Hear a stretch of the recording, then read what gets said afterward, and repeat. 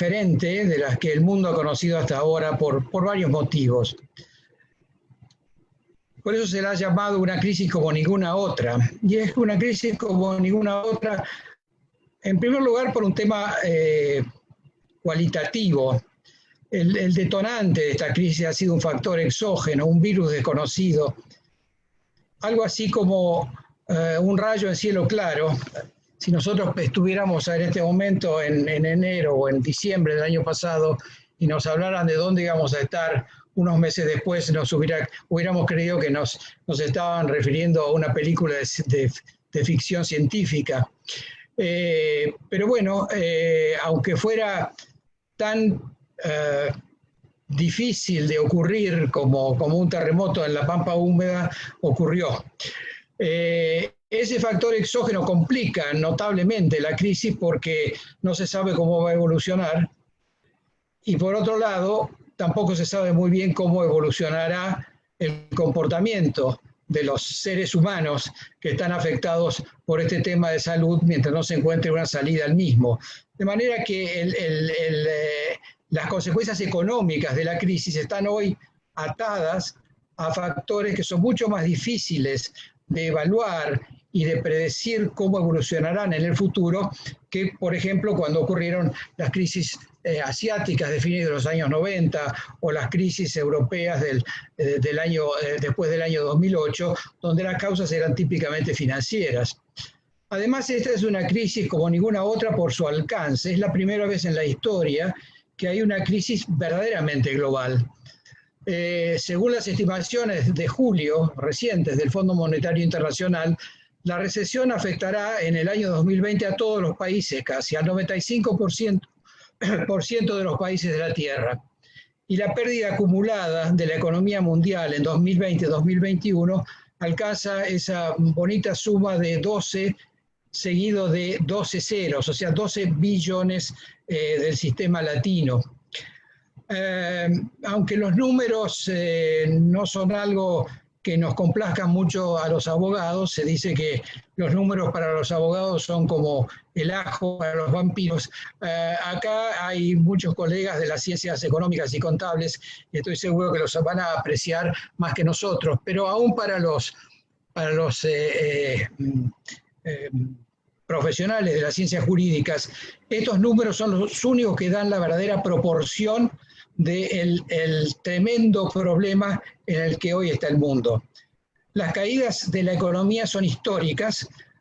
Fíjense, estos son datos de la semana pasada para el segundo trimestre del 2020. Son todos datos oficiales de los institutos de estadística de los países que están en la transparencia. La economía cae en un trimestre, en el segundo trimestre del año, entre el 9,5% de Estados Unidos hasta el 18,5% de caída en España. Son cifras también, para algunos países no se veían desde la Segunda Guerra Mundial, para otros hay que remontarse mucho más atrás, e inclusive para América Latina, que está en un promedio de más del 10% de caída pronosticada para el año, no se ve ese tipo de caída en toda la región. No se ha visto nunca, ni siquiera desde que se tienen registros históricos. Esta crisis, perdón, bueno, no sé qué pasa, que no puedo pasar. Ahí vamos. En el campo de la insolvencia empresaria, estas crisis producen consecuencias similares a las de otras crisis sistémicas, pero posiblemente más graves. En todas las crisis sistémicas, ya sean las crisis más recientes, las asiáticas, las latinoamericanas o las de Asia Central y Europa Oriental, la insolvencia empresaria ha sido aumentado significativamente en estas circunstancias. En esta oportunidad, numerosas empresas del sector real no van a tener recursos ordinarios para pagar sus obligaciones en los próximos 12 meses. O sea, la iliquidez que a los efectos concursales nosotros llamamos insolvencia. Por ejemplo, el Banco de Pagos Internacionales estima que el 50% en el mundo de las empresas se va a encontrar en situación de ahogo financiero en los próximos 12 meses. En Estados Unidos, estas son cifras del 14 de julio, ya cerraron 110.000 empresas pymes en los meses de marzo y abril. En el sistema financiero es previsible que haya también un aumento significativo de préstamos impagos. En otras crisis, la cartera de créditos en mora en promedio de los países afectados subieron del 4% promedio normal a un 30%, y en Tailandia, que fue uno de los peores casos, se llegó en un momento al 47% de todos los préstamos del sistema financiero tailandés en mora o incumplidos. En la actualidad, esto no ha ocurrido todavía en Estados Unidos y en Europa, pero básicamente por las enormes ayudas monetarias que han prestado los tesoros de los respectivos países a las empresas para hacer frente a obligaciones, sobre todo a las obligaciones salariales.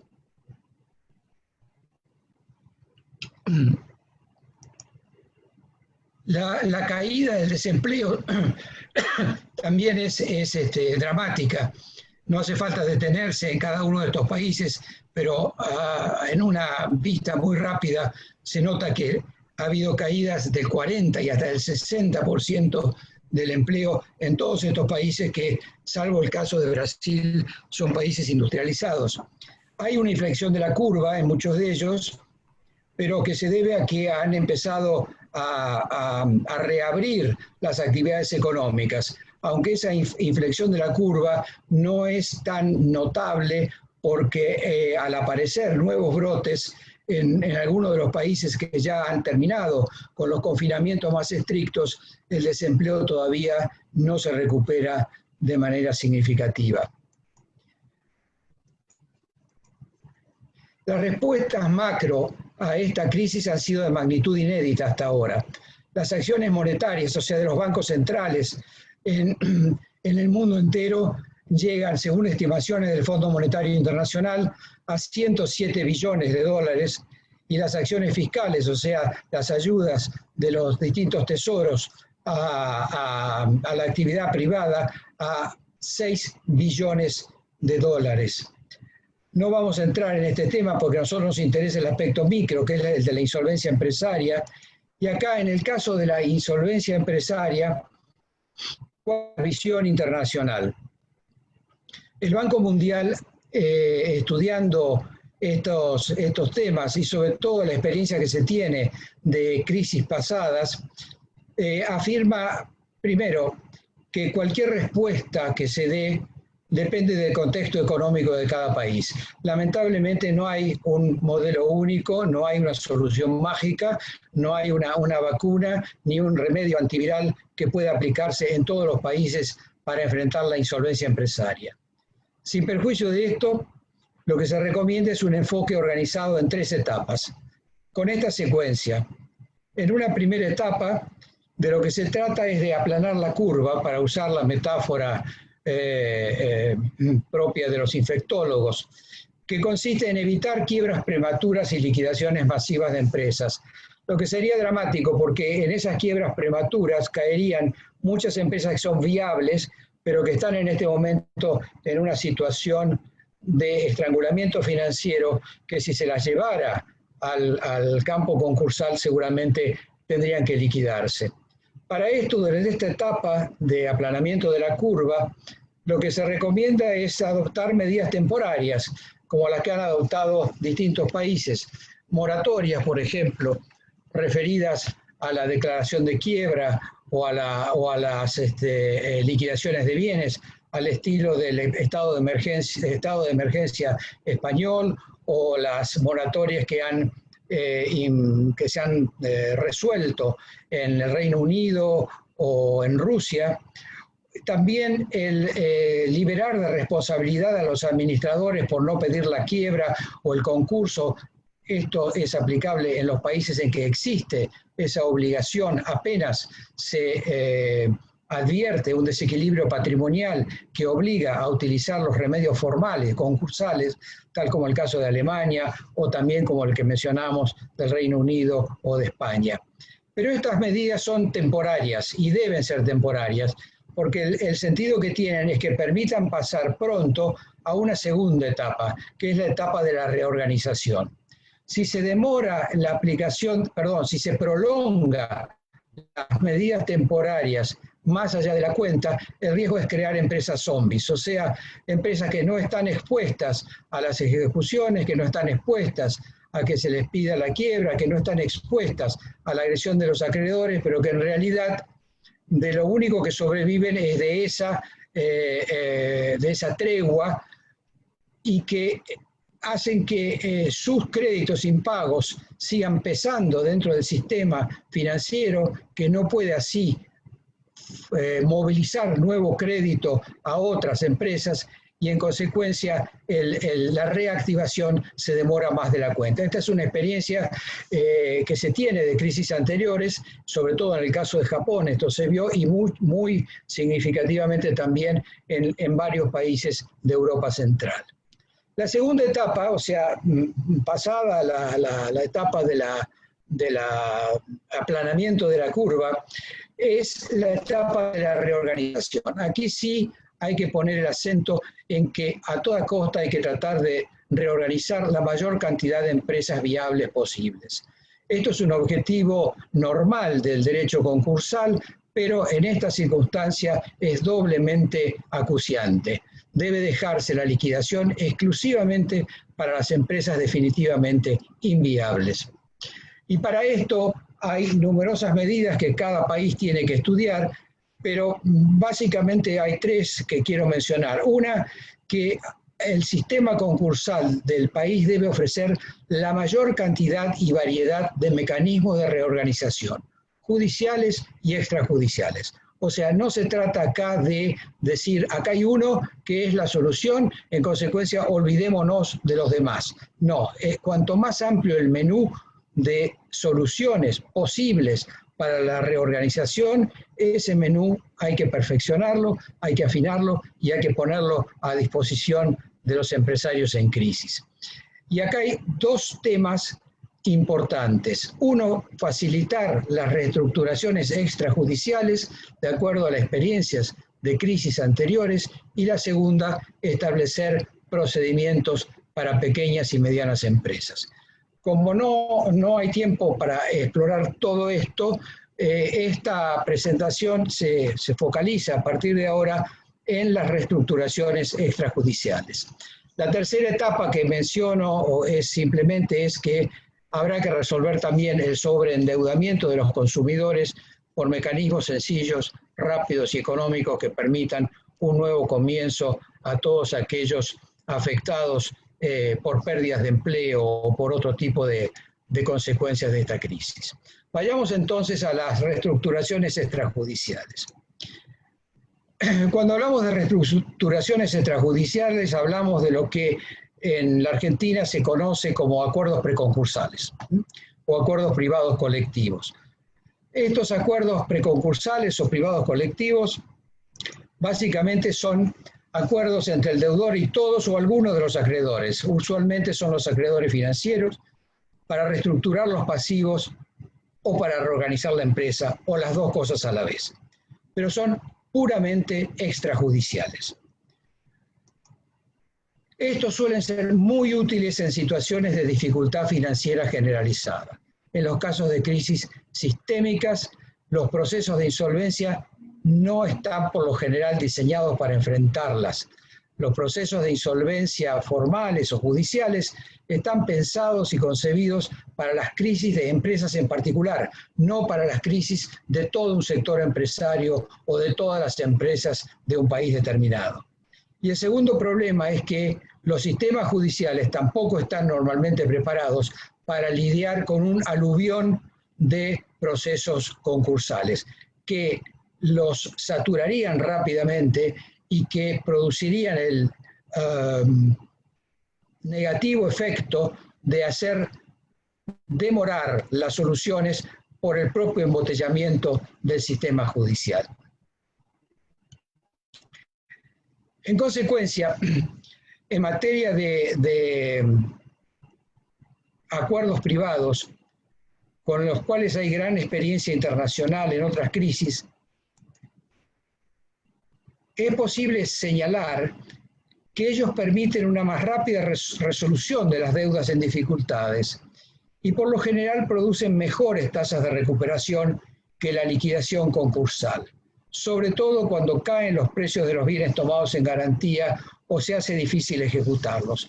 Esto fue muy claro en las crisis de Europa Central de hace unos 10 años, cuando, por ejemplo, un país en el que me tocó trabajar, en Letonia, todo el crédito prácticamente financiero estaba garantizado con hipotecas y los precios de los inmuebles cayeron más del 60%.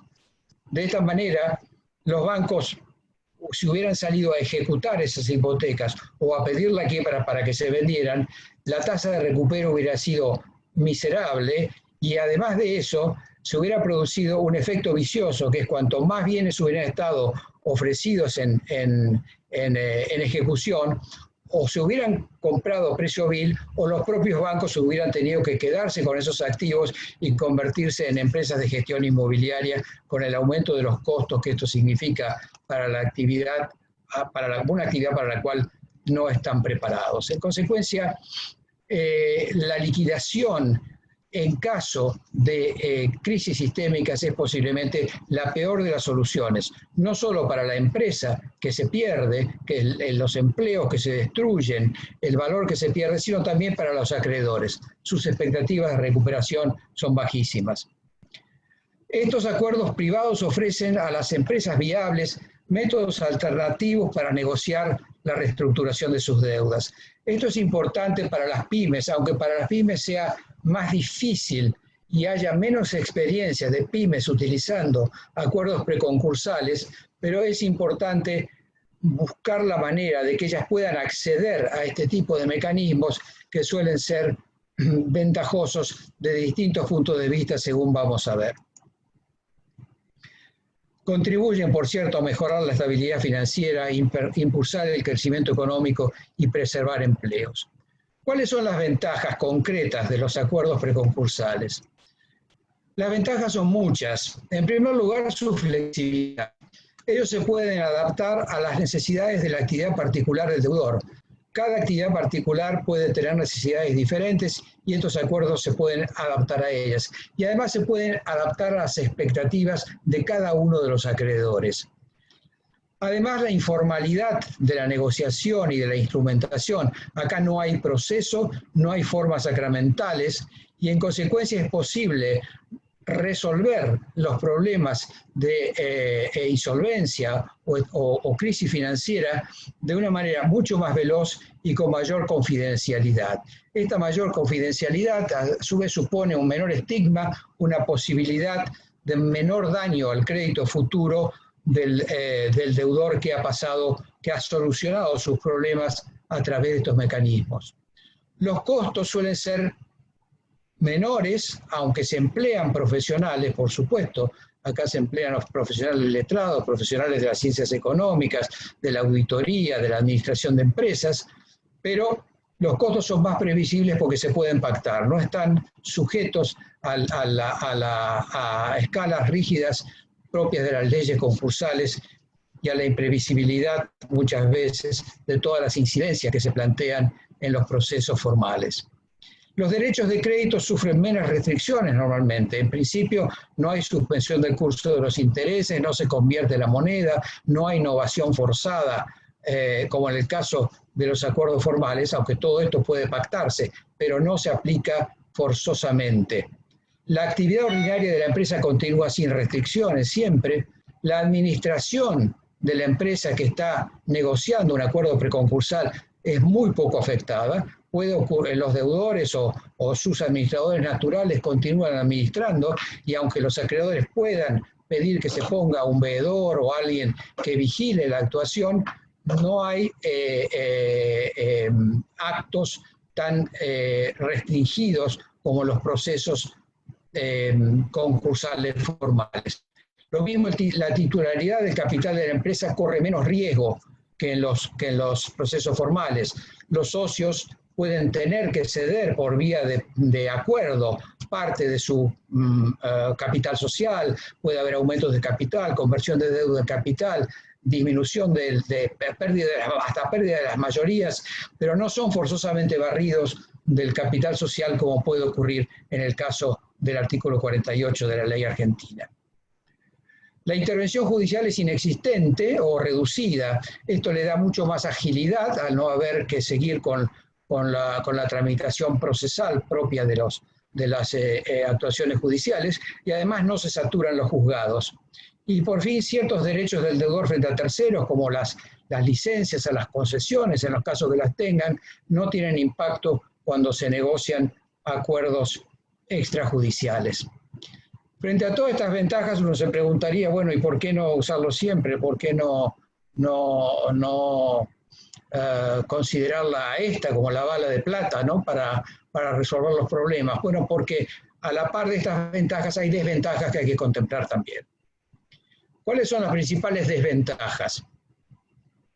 En primer lugar, acá se negocia sin paraguas, o sea, estamos en el medio de la tormenta, pero no hay un paraguas de protección frente a las ejecuciones de los acreedores o al pedido de quiebra. Los acreedores que se sientan a negociar pueden pactar entre ellos, y es frecuente y es propio de este tipo de negociación, que se pacte, que se haga un pacto de no agresión, un pacto de non petendo, pero ese pacto no obliga a los acreedores que quedan fuera de la negociación porque se abstienen o porque no se los convoca, y que en consecuencia pueden adoptar una actitud de holdout y pedir la quiebra o pedir ejecuciones, e incluso los acreedores que se sientan en la negociación resultan débilmente vinculados muchas veces en determinados países frente a estos acuerdos por los cuales pactan no ejecutar. Un caso paradigmático de esto ocurrió hace unos 10 años en el caso más grande de negociación de un acuerdo preconcursal que se hizo en Rusia, que fue el caso Rusal, el holding ruso de la industria del aluminio, en el cual participaba prácticamente todas las entidades financieras del mundo con algún tipo de significación. Eran unas 70 más o menos entidades financieras, con los pasivos de este caso estaban en el orden de los 17 millones de dólares. Y había toda la banca internacional, por supuesto, y la banca local rusa también. Y en el medio de la negociación hubo uno de los bancos locales que pidió la quiebra. Su crédito no era muy grande, no era demasiado grande comparando el monto ese enorme del pasivo, pero los otros bancos tuvieron que salir a afrontar ese crédito para desinteresarlo y evitar así que se declarara la quiebra y se frustrara la negociación, todo lo cual se consideró como una conducta muy disruptiva de este tipo de negociación, y que de alguna manera debía no repetirse en futuras negociaciones. La segunda desventaja es que la información puede ser escasa o menos confiable, sobre todo en el caso de las pymes. Por eso como no hay acá verificación de créditos ni informe general de un síndico, es muy importante que por vía de informes de auditoría y de presentación de estados contables confiables se presente toda esa información dentro de la negociación para crear un clima de confianza que permita arribar a buen puerto en las discusiones. La tercera gran desventaja es que los acuerdos preconcursales son contratos. Estos por ahora son contratos, no como decía Pedro Figueroa respecto del APE. Acá estamos todavía en la esfera puramente extrajudicial, y al ser contratos, quienes no lo suscriben, por supuesto, no están obligados. En consecuencia, aunque se llegue después de la negociación a un contrato, a una serie de contratos exitosos que puedan calificarse como acuerdo preventivo colectivo, como acuerdo privado colectivo, acuerdo preconcursal, aún después de eso, quienes no están obligados por no haberlo suscrito pueden seguir ejecutando o pidiendo la apertura de un proceso concursal y frustrar así todo el esfuerzo de la reestructuración extrajudicial. Otra desventaja es que estos acuerdos normalmente se negocian cuando ya se está en el periodo de la penumbra, en el periodo de sospecha o casi. Y en consecuencia los actos que se hagan, o el mismo acuerdo, o los actos que se pacten a raíz del acuerdo, pueden resultar vulnerables a las acciones de ineficacia concursal en el caso de que la reestructuración no prospere y se termine en una quiebra. Esto es un gran desestímulo, desincentivo para los acreedores, porque los acreedores podrían decir, ¿para qué me voy a sentar a negociar acuerdos que el día de mañana puedan revertirse? ¿O cómo voy a aceptar transacciones o acciones convenidas dentro de este tipo de acuerdos si están sujetas a una inestabilidad muy grande en caso de que llegara a existir una quiebra posterior? Desde el punto de vista del deudor, hay otra desventaja que es también un desincentivo, que es el riesgo de responsabilidad de los administradores, sobre todo en los casos que la ley obliga a solicitar un proceso de insolvencia en un plazo determinado y breve. Y por fin, otra desventaja, aunque en nuestro sistema esta desventaja también la tiene el proceso formal, es que la protección del dinero fresco, de la financiación que se aporte para un acuerdo de este tipo, no tiene en principio una protección atractiva para el caso de que hubiera luego un concurso o una quiebra. De manera que la única protección a la que se puede aspirar es a la que le pueden otorgar los propios acreedores que están negociando a quien aporte nuevo financiamiento, de subordinarse los primeros al crédito otorgado por el segundo. ¿Cómo se pueden atenuar las desventajas? ¿Cómo son los que se llaman acuerdos preconcursales mejorados o acuerdos privados colectivos mejorados? En primer lugar, los deudores y acreedores pueden someterse a ciertos principios básicos que guíen la negociación. Estos principios básicos son una suerte de normas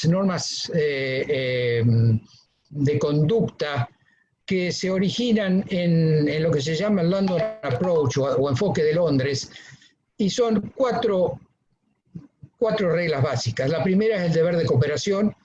Los acreedores entre sí y el deudor con los acreedores y los acreedores con el deudor, cuando encaran una negociación preconcursal, asumen el deber de cooperación, asumen que deben tener una actitud cooperativa y no confrontativa.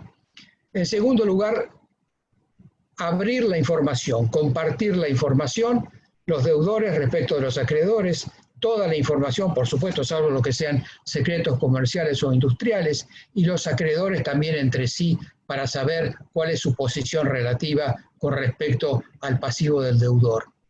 El tercer principio básico es la tregua, o sea, la tregua que pactan los acreedores con el deudor y que se comprometen a respetar mientras dure la negociación hasta un plazo determinado.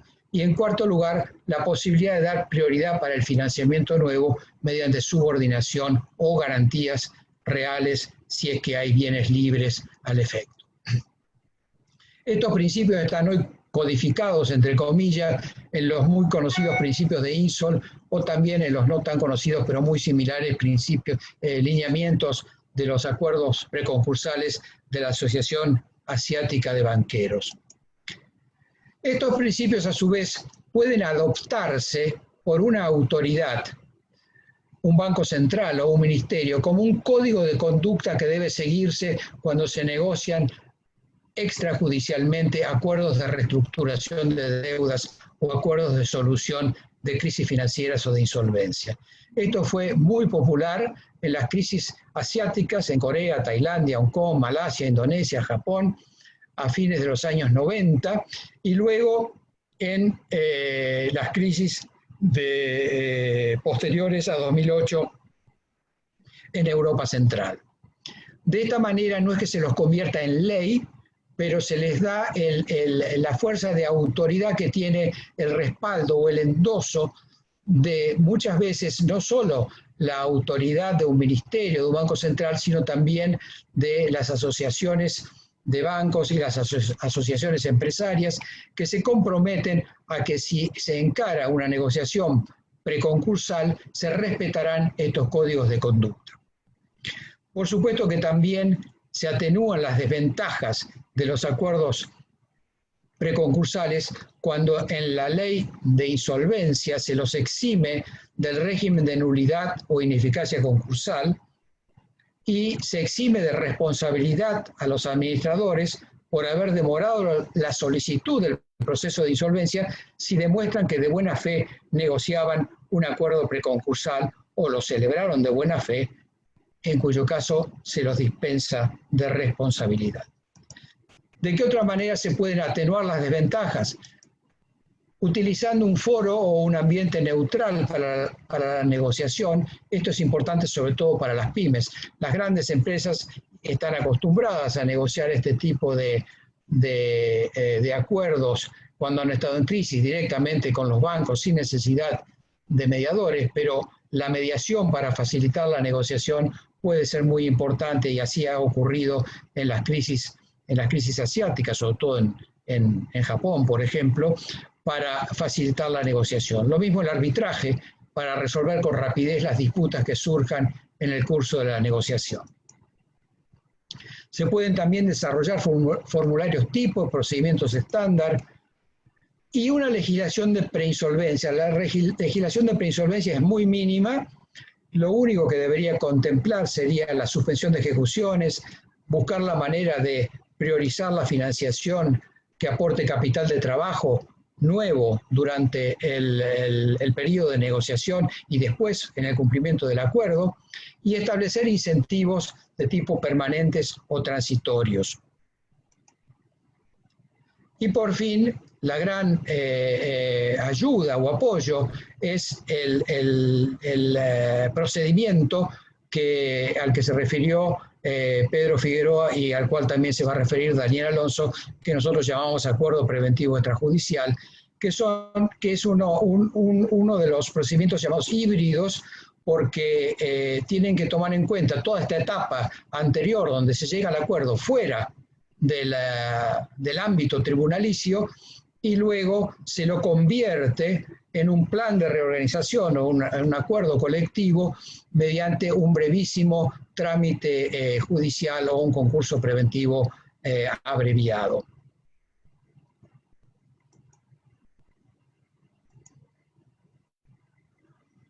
Hay numerosos obstáculos para el uso de los acuerdos preconcursales.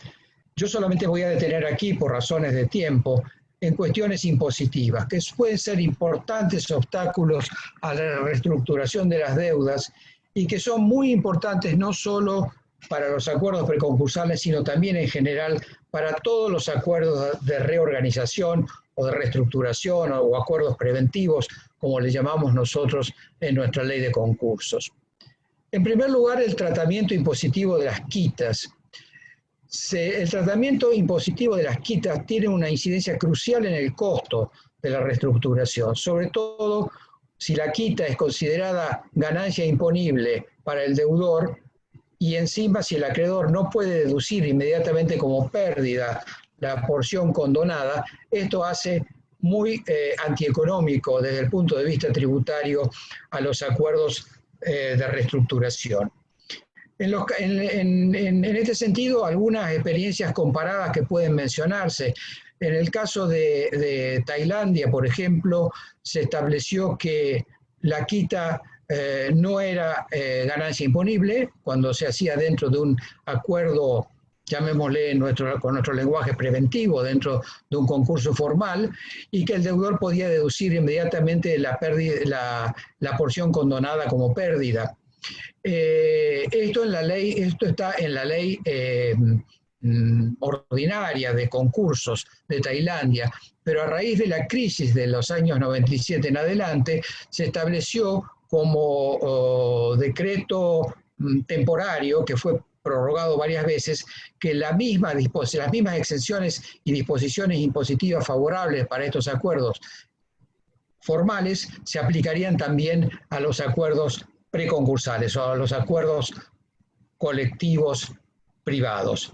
En el caso de Montenegro, el tema era dramático. Esto fue mucho más reciente, hacia el año 2010, porque el acreedor no podía deducir, por supuesto la quita era imponible como ganancia, y el acreedor no podía deducir como pérdida la porción que perdía, la porción condonada, porque la ley impositiva le obligaba a demostrar que había agotado todos los mecanismos formales para poder cobrar. O sea que hasta que no se agotaba, incluso con un pedido de quiebra, y aunque no hubiera bienes, el acreedor no podía deducir como pérdida la porción condonada. En Montenegro lo que se hizo fue mediante un plan de acuerdos preconcursales que se conoce como el enfoque de Podgorica, que es la capital de Montenegro.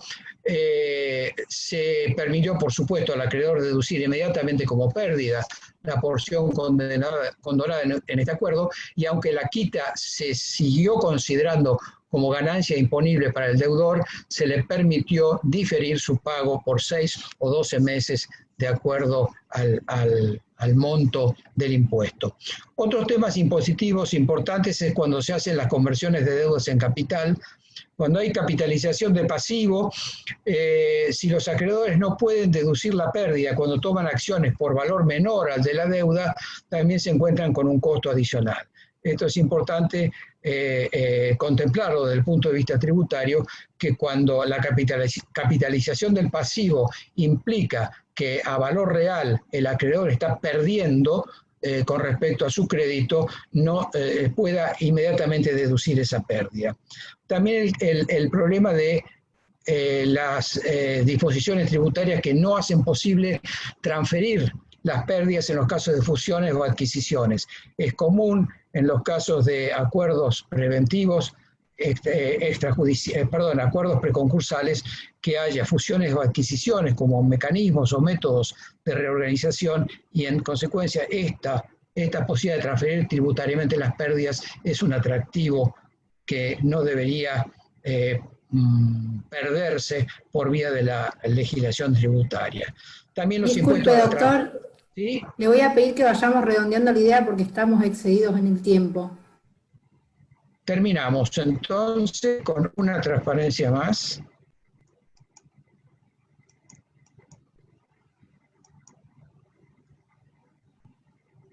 Con la última pregunta que yo creo que es clave, que es, cuando nos enfrentamos a una crisis como esta, ¿qué hacemos? ¿Parches legales o un programa integral? Un programa integral que contemple todos los obstáculos que hay que remover y los estímulos que hay que crear para promover el uso efectivo de los mecanismos preconcursales. Yo creo que, sobre todo teniendo en consideración otras crisis del pasado, donde los parches legales han demostrado que no sirven, y los programas integrales sí han contribuido a resolver la insolvencia o la dificultad financiera de muchas empresas en situación crítica, es preciso implementar un programa que, en primer lugar, tiene como hito crear conciencia sobre la necesidad y cuáles son las ventajas de estas reestructuraciones mediante acuerdos extrajudiciales. En segundo lugar, adoptar directrices para la reestructuración por acuerdos preconcursales. En tercer lugar, establecer por ley un marco básico que establezca suspensión de ejecuciones y de la declaración de la quiebra necesaria, estímulo a la provisión de dinero fresco, incentivos tributarios, identificar también una entidad de coordinación o una institución que provea servicios de mediación y arbitraje, formularios en los casos que haga falta para facilitar la negociación, y por fin eliminar todos los obstáculos existentes en la legislación común y concursal. Si me deja la coordinadora, yo les pediría que presten atención a esto que se ha publicado la semana pasada. Esto es Alemania, no es Argentina. Un quinto, está publicado en Deutsche Welle, que es la agencia alemana de noticias. Un quinto de las empresas alemanas, a raíz de la crisis, ve peligrar su existencia. y una aseguradora de créditos vaticina que habrá una ola de quiebras sin precedentes que puede afectar a todos los sectores, algunos más que otros. En el segundo punto, aumentará drásticamente el número de empresas con alto endeudamiento y bajas ganancias, no solo en Alemania, sino en otros países. Los ingresos no serán suficientes para pagar los intereses y las deudas, que de por sí no son algo malo, ya que con 192.000 millones de dólares, Volkswagen, que es la compañía más endeudada del mundo, por ahora puede responder a sus acreedores, pero muchas otras empresas no pueden hacer esto. Y la pregunta es, ¿qué debe suceder ahora? El artículo recomienda que el gobierno alemán analice dónde puede ayudar de manera puntual y sobre todo que prolongue la regulación sobre los recortes en la jornada laboral y que adapte la legislación de insolvencia. Tal vez pronto haya disponible una vacuna y todo volverá a ir bien. Ojalá así sea. Pero para muchas empresas quizás será demasiado tarde. Ojalá tomemos de esta advertencia foránea de un país que se supone que está en condiciones económicas críticas, pero quizás no tan críticas como la nuestra, un mensaje, y que encaremos esta necesidad de aumentar los mecanismos de reorganización para la etapa que se viene, por lo menos una vez que pase el momento del aplanamiento de las curvas, que es el momento de la emergencia. De acá, el mensaje que quiero que quede es que los mecanismos extrajudiciales hay que contemplarlos como un mecanismo más. En la crisis, el derecho concursal no es solo el concurso preventivo o la quiebra, es también todo lo que viene antes mediante la negociación extrajudicial, y el procedimiento híbrido al cual se han referido mi colega Figueroa Casas y se va a referir ahora Daniel. Porque de lo que se trata es, y perdónenme el atrevimiento de la última, es que se trata de que a los jueces no los llenemos de casos concursales, pero al mismo tiempo de que los deudores no tengan que ir siempre a los jueces. No el juez, dice el deudor, y el juez dice, yo quiero ayudarle. En realidad, de acá lo que se trata es de tratar de ayudarse antes de tener que ir al juez, sin necesidad de saturar a los tribunales de justicia. Esto es todo. Muchísimas gracias por la paciencia y perdón si me excedí por el tiempo.